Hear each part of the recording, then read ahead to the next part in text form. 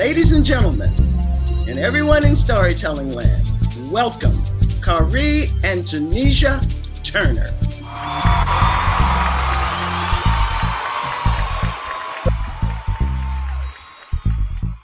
Sometime around 1993, I got invited to take part in this audition. I'm an MC, I rap, and I went to this audition in the basement of my man William Tandy's house. And when I get there, I see that I'm the only rapper in a room full of singers. Not a problem, because I'm there to do my thing. The real problem, though, was this sister who walked in. She was tall. She walked like a stallion, like she had an iron rod in her back. Her forehead was popping. It was something sexy to behold. Her eyes were like nothing I had ever seen before.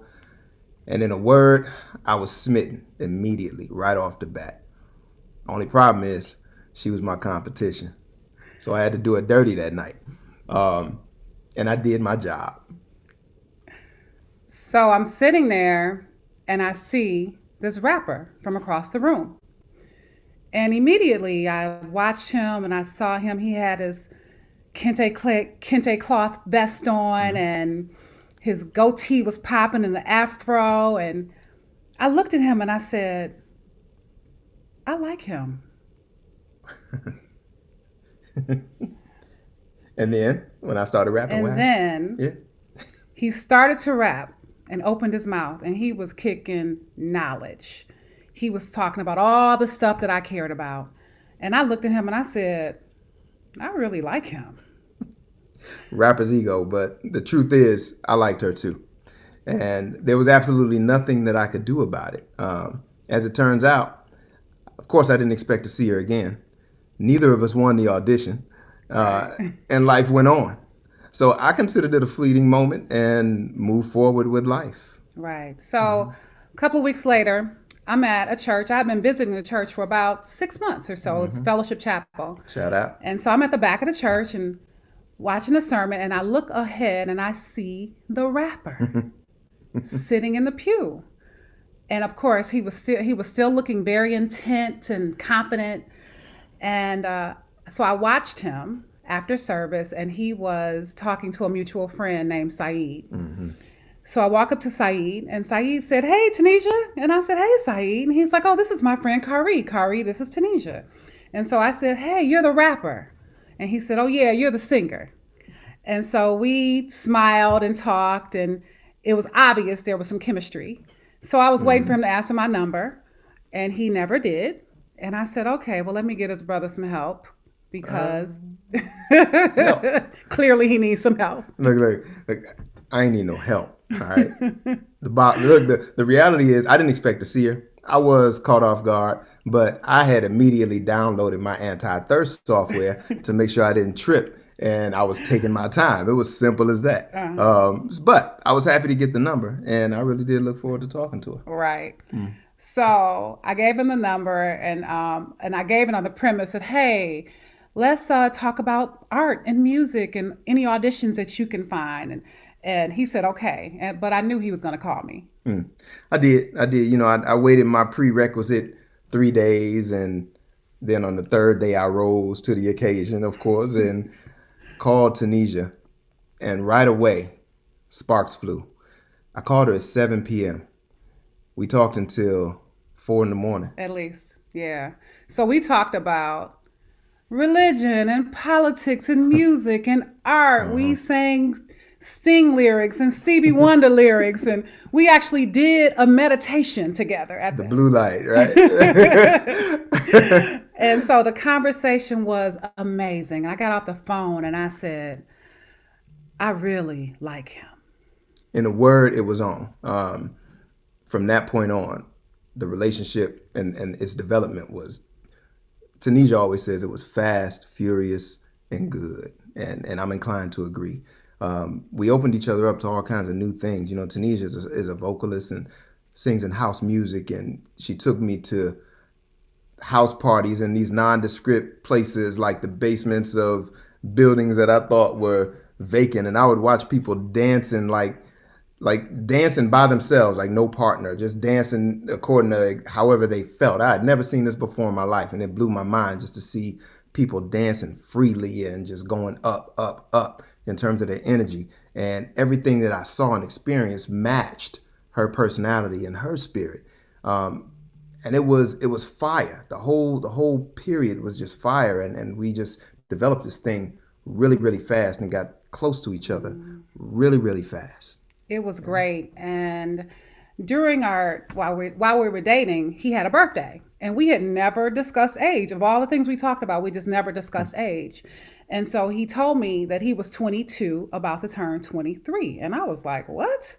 I just had no idea. I was 25, about to turn 26. And I was a very mature 25. I was really more like a 30-year-old 25. And so when he told me he was 22, about to turn 23, the only thing I could think was, wow, I never would have guessed that. And this brother was wise beyond his years. And so things were good. But then all of a sudden, where he was extremely consistent, called consistently, he started to be a little bit inconsistent.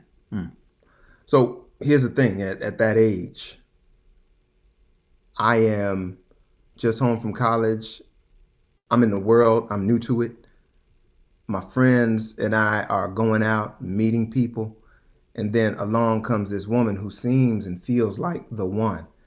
But what am I supposed to be doing at that age? I'm feeling like this feels right, but I'm supposed to be over here sowing some oats. And I wanted that. I wanted to, hang with my partners and enjoy life. I wanted to have trysts and get the most out of those younger years. And that's where I got cold feet. I somehow convinced myself that even though this was right, it was the wrong time. And I felt like that was the conversation that I needed to have with Tunesia. So one night in my apartment, that's what we did.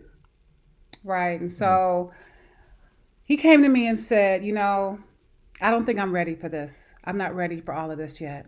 And I was devastated. And I said to him, well, I don't want you anywhere you don't want to be, because I'm very clear about what I want. Those words were the mic drop of my life at that time. She revealed a depth of character that I didn't know was there. And it knocked me off my feet when she said that. So much so that the next day I actually called her and asked her, did we do the right thing? Breaking up?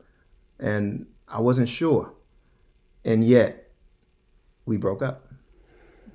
So during that time, I had all these questions because everybody around me was like, God, you guys seem right. You guys seem really comfortable and perfect with each other. And everything about him, all the bullet points, he had checked them all. And it felt right to me. And so I would just pray and say, you know what, God, if this is not the one, then he clearly came to show me who the one looks like or what the one looks like. So I had all these questions, and I'd be in the shower like, what happened? I didn't even see this coming. And I was devastated. I will admit I was devastated. And so, but I had pride. And I said, but I bet you something.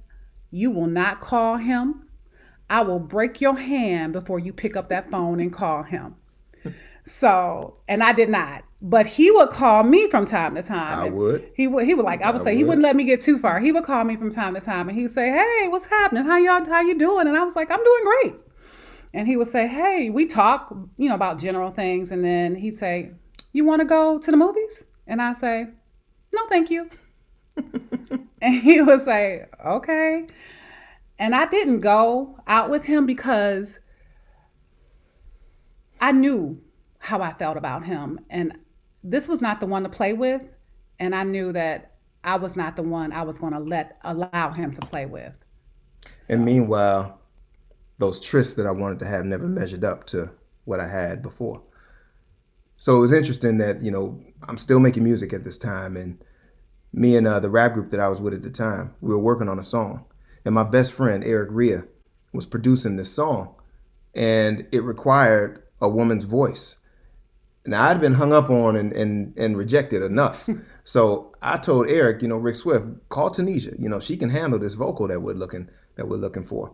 And he did. He called Tunesia, invited her to participate in his studio project. She came through to his studio one night. And before I knew it, everything just started to fall into place. So I go to the studio, and his friends are there. I'm there. Khary and I, we just kick it right away. Like right away, we sync back up. We're talking, we're laughing, and it's just like old times. Like no time has passed. And so in the middle of the night, I'm looking over at him, and I'm like, oh my God. I really still love this guy. Like every feeling I ever had came back that night. And I'm looking over at her saying, oh my God, she is where I'm supposed to be. Because it's been a year and a half later, and we've legitimately moved on. Yeah. In fact, I remember that night, a crazy snowstorm happened. And I'm looking at her, she's looking at me, and I'm thinking, I got to do something about this feeling. So I come up with the lamest pitch and say, look, I don't want you driving home in this snow. It's bad out there. Why don't you come to my spot and let's just talk? And so he said, come to my spot. And I was like, no. And he said, I really, for real, I just want to talk. Yeah. Well, we go there. And that's when I know I really loved him because that apartment was a ratty mess. He was on a mattress on the floor. They had liquid detergent in the bathroom as soap. He had one little nasty rag in the bath. It was really bad. Look, man, shout out to Finkel and LeJour. All right. I was in a bad place, but I was in a worse place without this one. And that mission was bigger than my little real estate faux pas that was going on at the time, So I had to do what I had to do. And we got to talking, and right away, all the dots began to connect again. So in that conversation, I remember all the questions that I had in the shower and all the things that I asked God. Khary answered all of those questions without me asking. He told me what was happening, why he felt the way he felt, what happened. And it was all the validation that I needed to know that this was the guy that I wanted to be with. Yeah. And the confirmation was that by the end of that night, we both walked away from my apartment saying, I got to make a phone call. Because we were both in relationships. Right. We were both dating other people. So we were like, I got a phone call to make. And he was like, I got a phone call to make. Yeah. And we did, right? And right away, we're back to having to being fast, furious, and good. So, we stayed in that vein for another year, and then we got engaged. And then another year or so after that, we got married. Right. And here's the thing. I would love to say that life after that was lived happily ever after. But the truth is, we've been married 23 years now this May. And we are the sum of our parts. Tunesia and I have both been married one time. Mm-hmm. But we've both been married to at least 4 different people. And that's because we've learned that as time moves on, the person you marry changes, and they evolve, and they become a different person. And your job is not just to say I do, but it's to commit to whoever that individual becomes. So we've had our ups and downs. Mm-hmm. Tunesia stayed with me the day that December 10th, 2010 is the day that I almost wiped us out financially because Khary Part 2 was irresponsible. And I didn't listen and read those letters that Uncle Sam was sending us. And somebody was telling me, read those letters that Uncle Sam is sending you. And that almost ended us because it cut to the core of our trust. But she stuck with me until I became a Part 3. And we've both had to do that over the years in order to keep this thing healthy and alive and strong.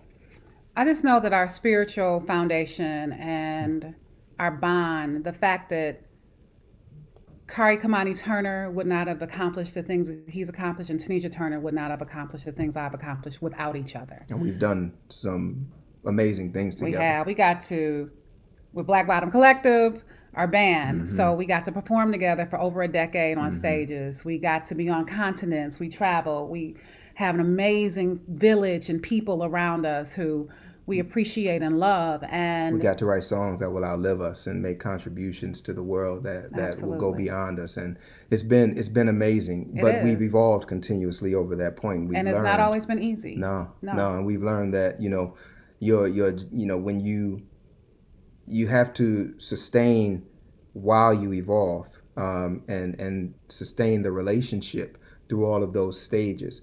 But if you do, and if you hold to your core tenets, and we've recognized our core tenets, then you get your rewards. You know, we have lived through those trials until we got to year 16 of our marriage, and that's when we got the greatest reward of our life. Right. It's this little young brother, Our right? miracle baby, Max Yeah. Cole Turner, right? So it's our only child, and he came into our life at a time that we truly needed the blessing, and it's been beautiful and amazing.